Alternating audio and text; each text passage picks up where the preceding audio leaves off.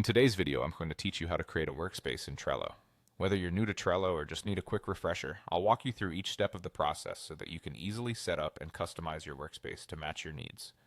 First, let's start by navigating to your Trello boards. Simply head over to Trello and log into your account. This is your home base where all your boards live, so you'll want to be familiar with how to access it. Once you're on your boards page, direct your attention to your account icon situated at the top right corner of the screen. Click on it to open your account options. This icon not only gives you access to your account settings, but also holds the keys to creating new workspaces and managing your existing ones. When you click on your account icon, look for the option that says Create Workspace and give it a click. This is where you start the process of defining a new workspace for your projects or team collaborations.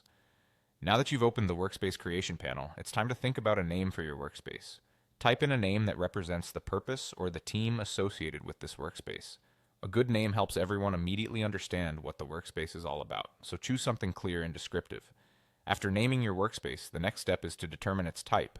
Click on the Choose Workspace Type option to see a list of available types. This helps define the structure and features that support your group's needs. In this example, you might choose Small Business or any other option that fits your particular scenario. This setting is flexible, so don't worry much if you're unsure. You can always update it later. Following this, click on Continue to proceed to the next step of setting up your workspace.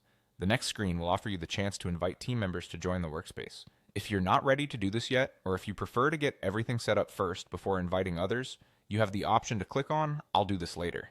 This allows you to move forward without adding people at this point. When you're ready to invite, you can always come back and add members to your heart's content. And there you have it. You've just created a workspace in Trello, all set up to organize your projects and collaborate efficiently.